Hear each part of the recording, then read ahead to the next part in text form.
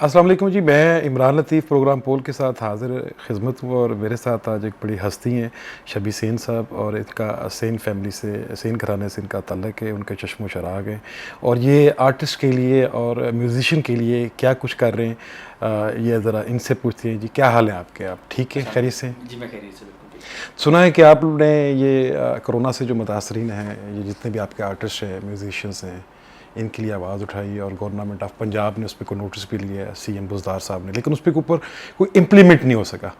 क्या वजह? सर ऐसा है कि जब जैसे कोरोना वाली जो सिचुएशन है, इस तरह की जब कोई वबाई मसाइल आते हैं या जब कोई ट्रेजेडी गुजरती है, तो उसके अंदर मेरे ख्याल में आर्टिस्ट एक ऐसा तबका है जो सबसे पहले मुतासिर होता है, क्योंकि स्टेज एक्टिविटीज़ बंद हो जाती हैं। और ख़ासतौर पे कोरोना को अगर हम देखते हैं कि जितनी ख़तरनाक चीज़ है, तो मेरे ख्याल में सोशल डिस्टेंस का भी इशू है और उसमें स्टेज का भी जो मामला है। तो पिछले जो इतने वीक्स गुजर चुके हैं, उसके अंदर सबसे ज़्यादा जो मसाइल थे म्यूजिशियंस और आर्टिस्ट के थे। मैं चूँकि खुद एक म्यूजिशियन आर्टिस्ट हूँ, तो मैं एक म्यूजिशियन के, एक सिंगर के, एक आर्टिस्ट के मसाइल को बड़े बेहतर तरीके से समझता हूँ। तो जब फ़नकारों ने इसके ऊपर ज़रा थोड़ी सी एक मूवमेंट शुरू हुई कि यार प्रोग्राम्स भी नहीं हैं, चीज़ें भी जो है ना वो ख़राब होना शुरू हो गई हैं, और आर्टिस्ट जो हैं वो गुर्बत की तरफ आते आते इस ग्राफ पे आगे कि अब वो घरों से बाहर निकल रहे हैं। तो एक एहतजाजी सूरत भी आप लोग देख रहे थे कि फ़नकार कर रहे हैं, इस्लामाबाद लेवल पे भी, लाहौर लेवल पे भी, कराची लेवल के ऊपर भी। तो उन फ़नकारों की बेकरारी को महसूस करते हुए सीएम साहब ने जो है ये एक अनाउंसमेंट दी कि आर्टिस्टों की जो वो इमदाद की जाएगी। लेकिन की जाएगी, उससे आगे कोई इम्प्लीमेंट नहीं हुआ उस जी पर? जी, बिल्कुल इम्प्लीमेंट भी नहीं हुआ। और दूसरी एक और ख़ास बात मैं आपको बताता हूँ कि आर्टिस्ट सब मेरे भाई हैं, सब मेरे जो वो भाई हैं। जब आर्टिस्ट की बात आती है तो म्यूजिशियन और सिंगर वो तबका है जो सबसे पहले इग्नोर हो जाता है।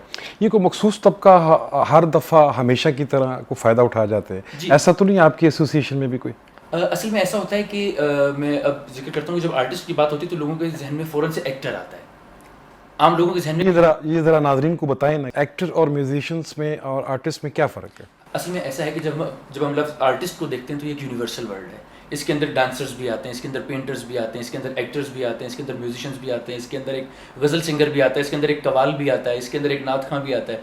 जो भी स्टेज से रिलेटेड या लोगों को इंटरटेन करने वाला जो शख्स है वो अपने हिसाब से एक आर्टिस्ट है वो इसके अंदर। तो अच्छा। आर्टिस्टों के अंदर अगर आप देखा जाए तो म्यूज़िक एक ऐसी चीज़ है जिसको आप इग्नोर नहीं कर सकते। इसको आप कितने लोग हैं जो इस वक्त मुतासर हैं कोरोना के हवाले से, जो हालात चल रहे हैं, कितने लोगों को जो है आपसे राब्ते भी करते होंगे? जी, राना साहब ऐसा है कि चूँकि एक तो मैंने म्यूजिशियंस पाकिस्तान के नाम से एक फ़ोरम बनाया है जिसके ऊपर सब म्यूजिशियंस और आर्टिस्ट और सिंगर हजरात को, जिसमें कवाल हजरात भी हैं, गज़ल सिंगर भी हैं, नात खां भी हैं, साज़ बजाने वाले भी हैं, इन सबको पहली बार एक प्लेटफॉर्म पर मैं लेकर आया हूँ। ये तो बड़े खुददार से और सफ़ेद पोश से लोग होते हैं, ये तो किसी से बात भी नहीं करते। तो आपसे कैसे इन्होंने बात की? क्या आप इनके पेटी भाई हैं इसलिए? जी, असल में ऐसा है कि सबसे पहली बात ये होती है कि सबसे पहले मैं बात करूँगा हमारे वो बड़े-बड़े सिंगर्स जो हैं, जिनकी बुकिंग्स लाखों रुपए में होती हैं, जो सीधे मुँह बात नहीं करते, जो अपने से नीचे आर्टिस्ट को आर्टिस्ट नहीं समझते, वो इस वक्त कहाँ हैं? तो लकीली क्या हुआ कि हमें अल्लाह पाक ने एक जज्बा दिया कि हमने इस्लामाबाद लेवल पे काम शुरू किया और हमने पूरे पाकिस्तान में तकरीबन अच्छी खासी फैमिलीज़ की हमने कफ़ालत की, उन तक राशन पहुँचाने की कोशिश की। तो अब उन फ़नकारों को ये लगता है कि यार शायद ये एक होप है हमारे लिए।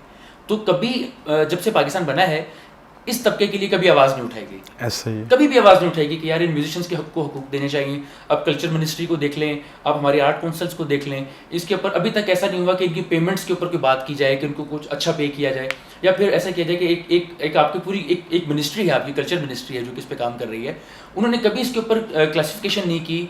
आप ये देखिए कि फ़नकारों के रजिस्ट्रेशन का कोई प्रोसेस नहीं है कि यार ये आर्टिस्ट हैं, इनको रजिस्टर्ड किया जाए। यहाँ पे इतनी बड़ी तादाद है जो कि कवाल ग्रुप्स हैं, साज़ बजाने वाले हैं, मुख्तलिफ तबके हैं, तो इतना काम होने वाला है इसके ऊपर कि मुझे लगता है कि ये जो मेरी जिद्दोजहद जो भी मैंने शुरू की है, ये मुझे लगता है कि ये सिर्फ एक पहला कदम है अभी।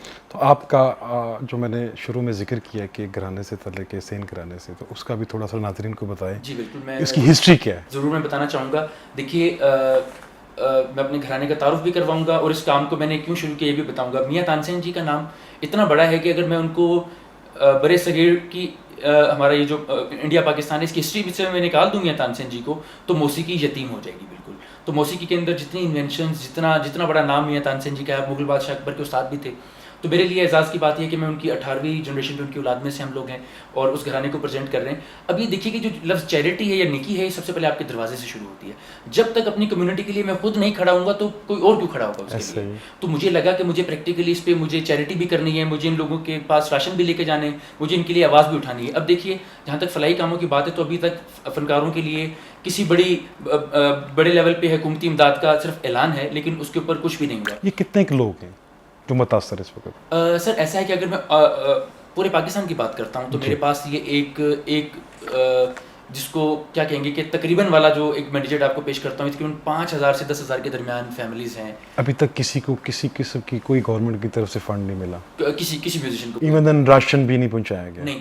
تو وزیر اعلیٰ بزدار صاحب کی طرف سے جو نوٹس لیا گیا اس میں بھی کسی نے آپ سے کوئی رابطہ نہیں کیا؟ نہیں, ابھی تک ایسا نہیں ہے. ابھی دیکھیں میں آپ کو سچویشن بتاتا ہوں کہ اس وقت جو راول پنڈی کے اسلام آباد کے جو میوزیشنز ہیں یا لاہور کراچی کے میوزیشنز ہیں وہ چونکہ میرے ساتھ رابطے میں ہیں, وہ ان کے پاس زیادہ سے زیادہ وہ ایک تو تعلیم کی کمی بھی ہے ان کے پاس, تعلیم بہت بڑا ایشو ہے. وہ کیا کرتے ہیں, وہ کسی آرٹ کونسل کے باہر جا کے بیٹھ جاتے ہیں, وہاں پہ چکر لگانا شروع کر دیں گے. ان کو یہ لگتا ہے کہ ابھی ہم آرٹ کونسل جائیں گے تو ابھی شاید ہمارے بچوں کا راشن مل جائے گا. سر ان میوزیشنز کے گھروں میں 8 بچے بھی ہیں ان کے گھروں میں.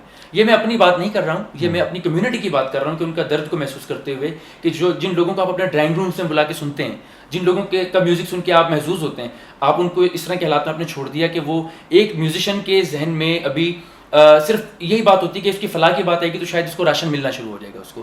یہ ایک المیہ ہے. اور جب میں میوزیشین آرٹسٹ سنگر کی بات کر رہا ہوں تو نہ تو میں علی ظفر کی بات کر رہا ہوں, نہ میں ابرار الحق کی بات کر رہا ہوں, نہ میں عاطف اسلم کی بات کر رہا ہوں. میں ان لوگوں کی بات کر رہا ہوں جو کہ باقاعدہ گھرانوں سے ان کے تعلق ہیں, جن میں سے ایک بہت بڑی تعداد ہے جو کہ اسٹیج کے اندر ایک سپورٹنگ میوزیشین کی حیثیت سے ہوتی ہے, یا قوال گروپس کے اندر وہ جو 15 لوگ جو بے روزگار بیٹھے ہوئے ہیں اس وقت میں, جو کہ اسٹیج ایکٹیویٹیز نہ ہونے کے حوالے سے بالکل جو ان کی ایکٹیویٹیز ختم ہو چکی ہیں. ایسے ہی دیکھیے چونکہ آواز ہے, نعت خواں بھی اس کو بھی آپ کہیں گے وہ بھی میں اس کو آرٹسٹ کنسیڈر کرتا ہوں, کیونکہ نعت خوانی میں کئی ایسے لوگ ہیں جو کہ پراپر گھرانوں سے ان کے تعلق ہے اور انہوں نے نعت خوانی کو ایک شعبہ سمجھتے ہوئے اس کے اندر وہ گئے.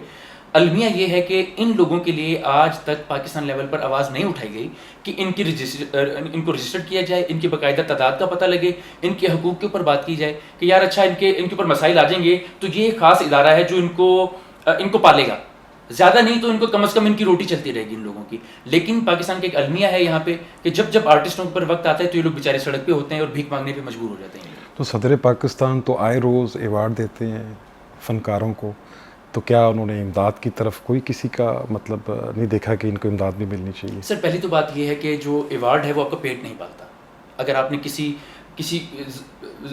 سطحی آرٹسٹ کو اپنے ایوارڈ دے دیا ہے اور اس کے گھر میں اگر کھانے کے لیے روٹی نہیں ہے تو میرا نہیں خیال کہ وہ ایوارڈ اس کے بچوں کو بھی پال لے گا. ٹھیک ہے. اور دوسری بات یہ ہے کہ ایوارڈس کو میں اپریشیٹ بھی کرتا ہوں, اور دوسرا یہ کہ ایوارڈس کی جو تقسیم ہے اس کے اوپر بھی بات ہو سکتی ہے کہ وہ اس کا کیا ایک اسٹینڈرڈ ہے, تو یہ بھی ایک جو المیہ ہے. لیکن اس وقت میں میری جو توجہ ہے وہ اس بات کے اوپر ہے کہ گورنمنٹ ایک اسٹینڈ لے کہ سب سے پہلے جو آرٹ کے اوپر کام کرنے والے ادارے ہیں ان کے اوپر ان کو مزید بہتر کیا جائے, ان کو فعال بنایا جائے. وہ آرٹسٹ کے اوپر ان کے پاس پورا ڈیٹا ہونا چاہیے کہ پاکستان کا ایک آرٹسٹ کون ہے, ایک میوزیشین کون ہے, کون قوال ہے, کون یہاں کا سنگر ہے, کون فوک سنگرز ہیں, یہاں پہ کتنے میوزیشینس کام کر رہے ہیں. ان کو اس کے اوپر کام کرنا چاہیے. فوری طور پہ ان کے اوپر اناؤنسمنٹ دینی چاہیے کہ یار یہ آپ یہ دیکھیے رانا صاحب کہ یہ رمضان شریف گزر رہا ہے اور پیچھے کتنے 8 ہفتے گزر چکے ہیں, 2 مہینے سے قریب یا اس سے زیادہ کا وقت ہونے والا ہے. آپ یہ دیکھیے کہ وہ لوگ وداؤٹ پروگرامس, بغیر پرفارمنسز کے وہ لوگ کیسے اپنے بچے پال رہے ہیں. وہ لوگ سڑک پہ ہیں اس وقت میں, وہ اپنی سفید پوشی کو داؤ پہ لگانے کے لیے بیٹھے ہیں وہ لوگ, اور آپ انتظار کر رہے ہیں کہ امداد کر دیں گے. آپ یہ دیکھیے کہ آپ کا ایک اعلان جو ہے, کیا وہ ایک میوزیشین اپنے بچوں کو یہ بتائے گا کہ سی ایم صاحب نے اعلان کر دیا بیٹا کل سے روٹی ملنا شروع ہو جائے گی؟ سر جب تک اس کے اوپر پریکٹیکل نہیں ہوگا تو فنکار کے بچے وہ جو اس کے گھر میں جو اس وقت بھوک سے اس کی طرف دیکھ رہے ہیں وہ کبھی بھی یہ نہیں کہیں گے کہ اچھا اب مطمئن ہو کہ ہم سو جائیں گے. Thank you very much. جہاں تک میں جانتا ہوں بزدار صاحب کو تو وہ ایک بڑے اچھے انسان ہیں, اور ان کی ٹیم خاص طور پہ سی ایم ہاؤس میں بیٹھی جو ان کی ٹیم ہے وہ بڑی اچھی اور محنتی ٹیم ہے.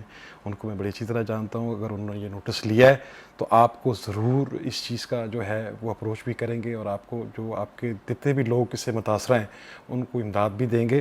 رہی بات کورونا کی, تو کورونا سے ڈرنا نہیں ہے, نہ ہی لڑنا ہے, نہ ہی مرنا ہے. قرآن شریف میں بھی فرمایا گیا کہ صفائی نصف ایمان ہے.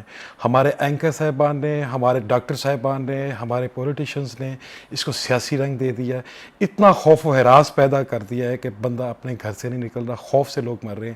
آج ایک ایسی ویڈیو گردش کر رہی ہے سوشل میڈیا پہ کہ ایک ماں ہے, اس کے 2 بچے ہیں, ایک 1.5 سال کا ہے اور ایک 4 سال کا بچہ ہے اس کا.